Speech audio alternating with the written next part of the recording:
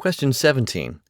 In the AWS shared responsibility model, which of the following are responsibilities of the customer? Remember, there's a dividing line between the things that AWS will do to keep your workload secure in the cloud and the things that you are responsible for doing. Both are important. If you build on an unsecure cloud, you're unsecure no matter what you do. If you build unsecurely in a cloud, it doesn't matter how secure the cloud is, your application is still unsecure because you built your part unsecurely. So, which things do you need to do as a customer of AWS to make sure that you're building responsibly in the cloud? Option A, do you need to configure security groups and network access control lists? Yes.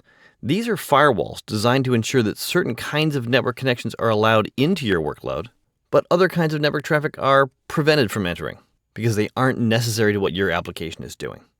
So that is something that you do in the configuration of VPC, the AWS Virtual Private Cloud Architecture. Physical security of data centers. Nope, that is AWS's responsibility. They own the physical things. They own the physical servers and the data center buildings and the security fences and the closed circuit cameras and everything else that goes into physically making sure that those devices are kept away from the bad guys.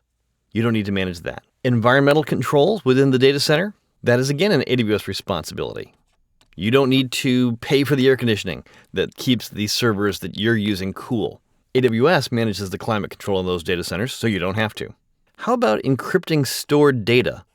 Digitally locking it in such a way that even a physical compromise of that file doesn't allow an attacker to read that information because it's encrypted, it's scrambled in a way that makes it impossible to read. That is something that you get to configure. You get to make decisions about how you encrypt your data.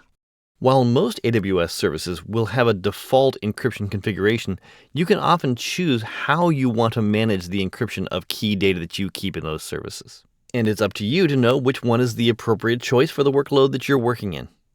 Answer E is maintaining the underlying hardware of the cloud infrastructure, and if that sounds like the physical presence of those devices, you're right, that is AWS's responsibility. So our correct answers are clearly A and D. Configuring firewall functionality and managing encryption are two responsibilities that you have under the AWS shared responsibility model.